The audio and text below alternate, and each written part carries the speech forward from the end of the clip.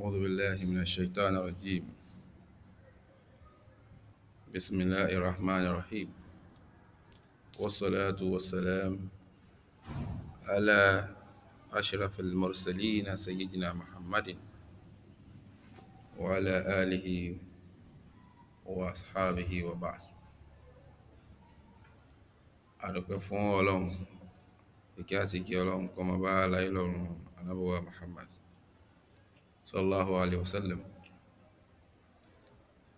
Kí àánú Ọlọ́run àti ìkẹ́ Ọlọ́run kó máa bá gbogbo àwọn àfáà wa, àwọn ẹni Ọlọ́run tí wọ́n ti lọ, bẹ̀rẹ̀ látòrí bàbá Sheikh Adam Abdullahi Al-Alori, Ọlọ́run kó bá wa kẹ́ wọn, bàbá Mawlana Sheikh Kamaluddin, Ọlọ́run kó bá wa kẹ́ wọn, àti gbogbo àwọn àfáà wa, àwọn tí wọ́n wà láyé lẹ́ni tí wọ́n jẹ́ àwọn àlífà dáadáa, tí wọ́n dúró lórí òótọ́, Ọlọ́run kó bá wa ṣe dáadáa fún wọn, Ọlọ́run jẹ́ àrí wọn pẹ́, pẹ̀lú láti Sheikh Habibullah Adam Abdullahi Al-Alori àti gbogbo àwọn àlífà yìí, Ọlọ́run jẹ́ àrí wọn pẹ́. Naam, láì ní fọ̀rọ̀ gùn, ìmọ̀ràn méjì sí mẹ́ta òun ni mo fẹ́ gbà wá gbogbo àwa tá a jẹ́ àfáà sí àwọn ọ̀rọ̀ kan èyí tí ń ṣẹlẹ̀ tó sì já sí pé ń jẹ́ nǹkan ìtìjú fún Islam kí irú ẹ̀ má ṣẹlẹ̀, nípa pé kí ni, nípa ká máa lọ sórí social media, ká máa lọ sórí Facebook, bóyá orí YouTube, ká máa búra wa. Àdánwò ti dáyé nísìnyí, ó sì ti dénú Islam, Ọlọ́run kó bá wa ṣẹ́ máa ní o. Nípa pé kí ni, nípa kí a máa búra wa, àwa àfáà. Níbo la ti rí, níbo la ti kọ́ láyé àwọn sàhábé, débi pé ẹni tó bá fẹ́ hàn nísìnyí, tó fẹ́ ga nísìnyí, òun náà ti wá fẹ́, ẹni tí ó wá ga ni yóò máa nàmá. Ó ti wà lọ́kàn ẹni tí ó ga wípé ẹni tó bá ga, bóun bá ti nàmá, tóun bá ti bú, wọn ò rí òun.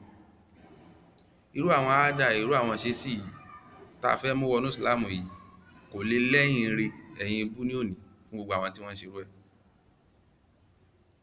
Òun náà ló bí àwọn ọ̀rọ̀ tí mo fẹ́ sọ jáde wá. Gbogbo mọ̀dàkàsí pátá àti gbogbo àdàbíyà pátá, ẹ̀kan náà ni gbogbo wa, àfẹ́ni tí máa ń ṣiṣẹ́ lọ́tọ̀ọ̀tọ̀. Kò wá síbi tí a sí, kò síbi tí mọ̀dàkàsí ò sí, kò síbi tí àdàbí ò sí. Ká wá fọwọ́sowọ́pọ̀ láti bá àwọn nǹkan àbàjẹ́ tó bá wà nínú ara wa láti bá wí, àbáwọn tó bá fẹ́ lẹ̀ mọ́ wa láti lò wá fi wá máa ṣèbàjẹ́ láti bá wọn wí. Àkọ́kọ́, oríṣiríṣi àwọn ọ̀rọ̀ lèmi ń gbọ́, làwa náà sì ń rí, èyí táwọn èèyàn sọ. Ẹni tí wọ́n ń pè nìkan ní Saheed Shittu, bàbá Mudirul Markaz, wọ́n bá ṣe wáàsí, kò yẹ ká máa gbọ́ lẹ́nu ohun tóun Saheed Shittu yẹn kó máa wá sọ̀rọ̀ tí ò qualify. Ká ṣe wáàsí níta gbangba kò qualify, bẹ́ẹ̀ náà ni nínú ìwé, bẹ́ẹ̀ nínú kéwú. Kì wá ṣe pé àwọn ọmọ mọ́dàkàsí omi sí fọ̀, kì í ṣe wípé ayójó àbá ń wòran, tó ráwọn kan sọ wípé kò yẹ ká máa wòran, ó yẹ ká fèsì fún, ó yẹ ká. Wọ́n wá pè mí, wọ́n ní àfáà Haji Muhyiddin, ẹ̀yin náà sọ kankan lérí ẹ̀.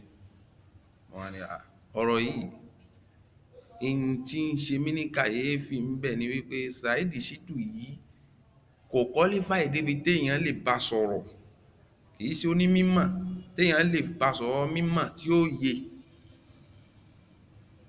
kì í ṣẹni tó ní làákàyè débẹ̀. Tó bá jẹ́ sí pé ẹni tó ní mímọ̀ débẹ̀ ni a máa bá ti fèsì ẹ̀. Ọ̀rọ̀ pípera wa ni, tá pera wa sí tòsí, tá fúnra wa ní tí a bá mọ̀ nínú mímọ̀, tá yára wa ní mímọ̀. Àmọ́ tí ń dùn mí lórí ọ̀rọ̀ ọkùnrin náà ni pé ẹni tó bá ní làákàyè tó bá gbọ́ ọ̀rọ̀ ẹ̀, ti rí wípé ẹ mọ̀ ìyàtọ̀ láàrin afọ́jú àtẹni tó ríran. Innahu huwa a'ma, innahu huwa kal-a'ma, àbí ká sọ pé huwa al-a'ma, afọ́jú ni. Al-Qur'an sọ pé la yastawi al-a'ma wal-basir, wala zulmat wala nur wala dhillu wala al-arud. Al-Qur'anu ní a lè fafọ́jú wé ẹni tó ríran, a sì lè fi ẹni tó wà nínú òkùnkùn wé ẹni tó wà nínú mọ́lẹ̀. Bàbá Mudirul Markaz Ọlọ́run jẹ́ á rí wọn pẹ́, Ọlọ́run jẹ́ wọn pẹ́ fún wa dáadáa, Ọlọ́run jẹ́ wọn kàn wá jìnnà. Bàbá ń rí àwọn kan tí máa ń takò wọn, àwọn kan wà tá a mọ̀ fún lésì, àwọn kan wà tá a ní fún lésì. Inú àwọn tá a lè làágùn jìnnà níbi ìfúnlésì oní Saheed Shittu wà. Kí gbogbo àwọn Markaz ká má ṣèyọnu lọ títí lórí ọ̀rọ̀ tiẹ̀, ìyẹn ló fà á la fi dákẹ́. Bàbá Sheikh Adama ò kọ́ wa ní ojo, ibi tó yẹ ká ti dákẹ́ wọ́n kọ́ wa pé ká dákẹ́ ń bẹ̀, ibi tó yẹ ká ti sọ̀rọ̀ wọ́n kọ́ wa pé ká sọ̀rọ̀. Sheikh Adama ní ẹni tó bá pè yín níná ẹ jó, ẹni tó bá sì pè yín ní ìmọ́lẹ̀ ẹ fi ríran fún. Kì í ṣe pé kò sí ńlẹ̀, ìyà ń bẹ ńlẹ̀, omi ń bẹ lámù, kì í ṣe tójó. Àmọ́ à ń bọ̀wọ̀ Islam, a fẹ́ kí Islam ó bàjẹ́, la fi ń jẹ́ kí gbogbo ẹ̀ ọmọ tù. Lákòótán ọ̀rọ̀ tèmi ni wípé Saheed Shittu yìí, èmi gbà á nímọ̀ràn fún wípé kó lọ dẹ́kun gbogbo ohun tí ń ṣe, torí pé kí ni wal aqibatu lil muttaqin wala udwana illa ala zalimin. Ẹni tí ó lẹ́yìn náà lẹni tó bẹ̀rù Ọlọ́run, tí ò fẹ́nu tí ò dá máa fi sọ̀rọ̀ àwọn ẹni Ọlọ́run. Ó dá sọ̀rọ̀ Idul Miawi, àkọ́kọ́ ó tẹnubọ fámílì onífámílì tí ò mọ̀ ń pẹ́, ó ń tẹnubọ yánmayànmá yánmayànmá, yín sáà ń sọ̀rọ̀ yánmayànmá. Gbogbo àwọn nǹkan wọ̀nyí kò mú àpọ́nlé wá fún Islam, kírú ẹ̀ máa ṣẹlẹ̀. Èmi mú mọ̀ràn wá fún wípé kó lọ tọwọ́ ọmọ rẹ̀ bọ́ṣọ́, torí pé Ọlọ́run sọ nínú Al-Qur'ani pé wa ma kunna mu'azzibina hatta nab'asa rasula. Ọlọ́run ní a ní fìyà jẹ nìkan tí ìbá ṣe pé a ti kọ́kọ́ rán àwọn òjíṣẹ́ síwájú pé kí wọ́n kí nílọ̀. Ìkìlọ̀ ní máa ṣáájú ìyà. Kó kọ́kọ́ lọ wò náà, kó lọ wòye náà, àkọ́kọ́ náà ṣé ẹni tí ń sọ̀rọ̀ sí ṣé nǹkan kan náà ni wọ́n. La yastawi yani masala. Ọlọ́run náà bá wá rí wípé à ń kìlọ̀, ní tó bá ṣẹlẹ̀ lẹ́yìn ìkìlọ̀ Ọlọ́run ò lè dá wa lẹ́bi, tọrọ mọ̀ ìpìtọ̀ ìkìlọ̀ ti wá. Ìwé tí mo kọ tẹ́lẹ̀ àti gbogbo nǹkan tí mo prepare tẹ́lẹ̀ kì í ṣe léyìí, àmọ́ mo tún gbé sẹ́gbẹ̀ẹ́ kan ni pé ta ni màá bá sọ̀rọ̀. Tó bá jẹ́ ni tí kì í ṣòun, tó bá jẹ́ lòmíì ni tó ní màlúmát tó qualify ni ẹ̀yìn lo gbogbo àwọn yẹn fún un, àjọ máa fi ìmọ̀ jómi tó rò mọ̀ láàrin ara wa. Ṣùgbọ́n òun ò rí bẹ́ẹ̀. Al-Qur'ani sì ni wa ma yadhakkaru illa ulul albab. Al-Qur'ani ni ọlọ́gbọ́n ni ká bá sọ̀rọ̀. A gbọ́dọ̀ máa bá mọ̀ndúbù sọ̀rọ̀, ká máa wá bá mùgáfàl ká máa bá sọ̀rọ̀, ká máa lo mímọ̀ pẹ̀lú, kò ní gbọ́, kò ní yé. Òun gan ò gbádùn ara ẹ̀, òun gan ò ríra rẹ̀ dáadáa. Kì í ṣe pé ká kórun gbọ̀n sẹ́nu, ká lọ dárun gbọ̀n sí, ká máa wá ṣe fàtíwá yẹn ni wọ́n sọ pé a ti dàfà. Ìmọ̀ràn tẹ́mi gbà Saheed Shittu ń bẹ̀ ni pé kó lọ tọwọ́ ọmọ ẹ̀ bá sọ. Bí ìlú bá ti ń dún ládùújù yóò yá ni o. Kó lọ rántí pé àwọn kan wà tí wọ́n ti ṣe bẹ́ẹ̀ sẹ́yìn, àárín wọn mọ́ lénìí, àwọn dà lénìí, wọn ò jẹ́ nǹkan kan, wọn ò jẹ́ nǹkan kan, lam yakunu shay'an, wọn ò jẹ́ nǹkan kan. Kó rántí Kọ́rúnà tó jẹ́ ọmọlẹ́yìn Ànábì Mùsá tó gbàgbé orísun rẹ̀. Kọ́rúnà jẹ́ ọmọlẹ́yìn Ànábì Mùsá, ó sì tọ̀ lọ́dọ̀ Ọlọ́run kíkà Ànábì Mùsá ó bọ̀ ń bẹ Ọlọ́run kóhun ó jẹ́ èèyàn. Kọ́rúnà wá jẹ́ èèyàn, Ànábì Mùsá ló wá padà wá di igi ìtayín tí ń fi ń tayín nítorí pé Ànábì Mùsá sọ̀rọ̀ Ọlọ́run. Kí ló padà ṣẹlẹ̀ sí Kọ́rúnà? Gbogbo wa náà la mọ̀. Kọ́rúnà padà wọlẹ̀ tó ń towó ẹ̀ nígbà tó lóhun ó kó bá Ànábì Mùsá, nígbà tó dẹ pàkúté búlẹ̀ fún Ànábì Mùsá tí ń sọ̀rọ̀ tí ó dá sí Ànábì Ọlọ́run. Ànábì Mùsá, èpè Ànábì Mùsá ló pa Kọ́rúnà. Gbogbo àwọn àfáà àbí gbogbo àwọn tí ò bá nímọ̀ àbí gbogbo àwọn tí bá ń fi ìgboyà wa mùnáfíkí àbí ìgboyà ti tọ́ọ̀gì tí ń bá fi ń sọ̀rọ̀ sáwọn àfáà, in tí ó padà ṣẹlẹ̀ sí wọn náà ni pé á padà sí gbó padà ṣẹlẹ̀ sí wọn. ìgbẹ̀yìn wọn yí padà dà. Kọ́rúnà wọlẹ̀ tó ń towó ẹ̀. Kọ́rúnà nìkan kọ́ ló wọlẹ̀, gbogbo àwọn tí ń jẹ́ fámìlì Kọ́rúnà pátá kò sẹ́ni tó jẹ́ nǹkan mọ́nu wọn. Wọ́n fi sọ pé bí ẹlẹ́ṣẹ̀ bá ń jìyà olódodo náà máa pín bẹ̀. Kò bá dáa kí Saheed Shittu kí ó kó láàánú fámìlì rẹ̀, toró ṣeé ṣe kẹ́nìkan ó dìde nínú fámìlì rẹ̀ kó já àfáà tí ò ní máa ṣe dáadáa bóun ti ń ṣe. Tó bá wá fi tiẹ̀ kó bá àwọn tó kù kò ní dáa. Iná lèmi fi gbà á mọ̀ràn pé kò bá dáa kó wá wọ́bọlẹ̀ kó tọwọ́ ọmọ rẹ̀ bọ́ sọ. Àwọn tó jẹ́ fámìlì rẹ̀ náà káwọn náà bá sọ̀rọ̀, torí pé wọ́n ní ó ń bọ̀ àwọn aládẹ́ẹ̀dì kó má bàa wá kó bá wọn. Lẹ́yìn náà èèyàn ló wà nídìí orò tórò fi ń ké, orò kan ò ní ké kan ké, èèyàn ló wà lábẹ́ tí Saheed Shittu náà ń ṣe. Ẹ̀yin tẹ́ ẹ wà lábẹ́ ẹ̀ bá gbé èèyàn tó qualify jáde,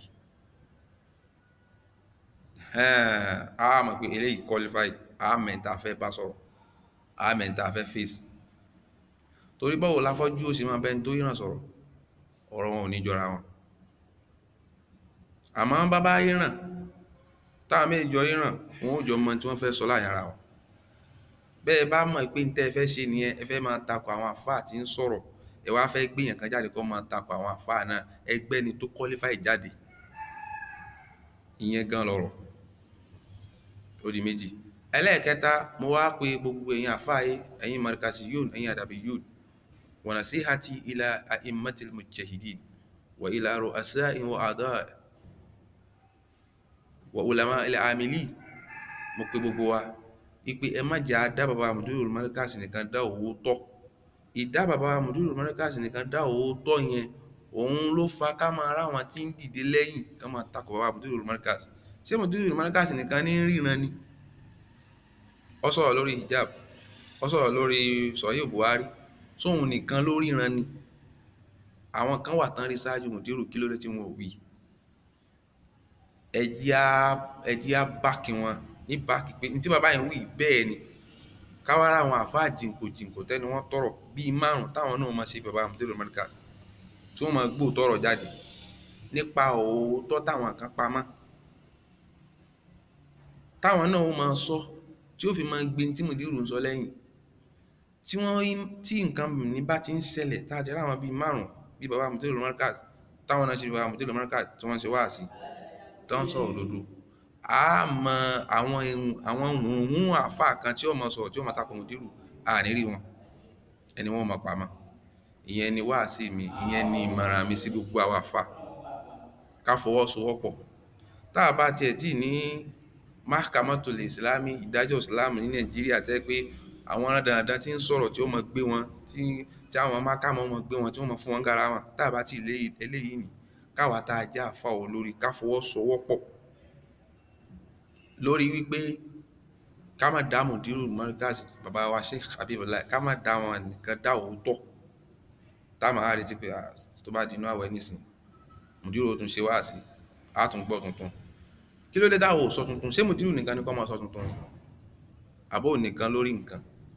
Àwọn àfáà bíi Mudiru náà ń bẹ ní Nàìjíríà. Gbogbo ẹ̀yin àfáà wa, ẹ má jẹ́ á dákẹ́. Bá a bá rí ní tó kù díẹ̀ káàtó, ẹ jẹ́ á bá wí. Torí pé kí ni? Kí Islam lè lálàáfíà jù báyìí lọ. Ọlọ́run kọ́ gbogbo wa máa ṣe. Ọlọ́run kọ́ gbogbo wa máa ṣe. Èmi ò lọ́rọ̀ kan tí mo fẹ́ sọ púpọ̀ lọ títí lórí Saheed Shittu. Lọ́rọ̀ kan tí mo fẹ́ sọ lórí ẹ̀. Àwa àfáà jìnkò ni mo bá lọ́rọ̀. Òótọ́ ni Mudiru ń gbé wá. Ẹni tí bá sì ti ń gbé òótọ́ wá, yóò máa ráwọn tí ó máa takò nígbà pé òótọ́ ọ̀rọ̀ ní sọ. Ṣùgbọ́n ẹ jẹ́ ká rírú àwọn bàbá Mudirul Markaz yẹn kó pọ̀. Gbogbo àwa àfáà táwa náà lè ṣe fàtiwá bẹ́ẹ̀, à ń bẹ. Ẹ jẹ́ á fọ́n síta ká máa ṣe. So irú Saheed Shittu kò ní nánu mọ́ Mudiru kó máa wá fẹ́ pé ẹnìkan tí wọ́n mọ̀ bì kan tí ò jẹ́ nǹkan kan bì kan kò ní nẹ́nu mẹ́ni tó hàn wípé òun fẹ́ hàn látàrẹ̀. Torí àwọn kan wà tí yóò mọ̀ palẹ̀nu mọ́ pé dákẹ́ ń bẹ̀. Yóò mọ̀ gbọ́ tẹ́lẹ̀, yóò mọ̀ gbọ́ tọ̀hún, kò ní mẹ́ni tí ó fún lésì. So nígbà tá a bá dá Mudirul Markaz nìkan dáa, yóò mọ̀ wá dàbí pé òun nìkan ní rí nǹkan. Lọ́fà tá a fi ń ra àwọn tí wọ́n wọlé lọ́tùn wọlé lósì sí ọ̀dọ̀ bàbá Mudirul Markaz. torí bẹ́ẹ̀ ọlọ́run wà nípa bàbá náà fún wa, ọlọ́run jẹ́ àárín wọn pẹ́. Sheikh Habibullah Adam Abdullahi Al-Ilory igi àlọ́yè ni wọ́n, igi tọ́lọ́run ti lọ́ tó ti yè, shajaratun mubarakatun, igi àlùbáríkà ni, ọlọ́run jẹ́ àárín wọn pẹ́. Gbogbo ẹ̀yin tẹ́ wá ń tako òótọ́, ọlọ́run náà ti sọ, ó ní òun lòun máa dúró ti gbogbo ẹni tí ń bá ń ṣòótọ́. ولقد سبقت كلمتنا لعبادنا المرسلين إنهم لهم المنصورون وإن جندنا لهم الغالبون. àwọn tí wọ́n bá jẹ́ ẹni ọlọ́run lòun máa ràn wọ́n ṣe, àwọn tó ń bá ránṣẹ́ òun náà lòun ràn wọ́n, òun náà lòun sì bá wọn débi tó ń ràn wọ́n, àwọn náà ni wọ́n máa borí. yuriduna liyutfi'u nura Allahi biafwahihim wa yaba Allahu an yutimma nurihi walau karihal kafirun. gbogbo ohun téèyàn bá ń gbà lérò láti pa ìmọ́lẹ̀ ò lè kú. ìmọ́lẹ̀ ọlọ́run bàbá Sheikh Adam, ìmọ́lẹ̀ ọlọ́run bàbá Mawlana Sheikh Habibullah, ọlọ́run jẹ́ àárín wọn pẹ́, àti gbogbo àwọn àfáà lánàbọ̀ Muhammad. ẹ̀yin tẹ́ wá ń ṣe bẹ́ẹ̀ ẹ lọ jáwọ́ kátìbọ̀tán tí yín náà lè dá, torí ẹ̀yin náà mọ irú ọmọ tẹ́ bí, kẹ́ ẹ má bà ohun tí ò dá bọ́ ọmọ yín, ẹ má ra aburú kalẹ̀ fún ọmọ yín, ẹ má ra aburú kalẹ̀ fún fámìlì yín. fàtiwá pọ̀ ńlẹ̀ tẹ́ lè ṣe, ẹ má nẹnu báwọn ẹni ọlọ́run jẹ́ kí ó yé wa o. ọlọ́run bá tún Islam ṣe, yóò bá kẹ́ bàbá Sheikh Adam àti gbogbo àwọn àfáà wa, ọlákún fún àkàndọ̀ ọlọ́run. subhana rabbika rabbil izzati amma yasifun wa salamun ala al-mursalin walhamdulillahi rabbil alamin.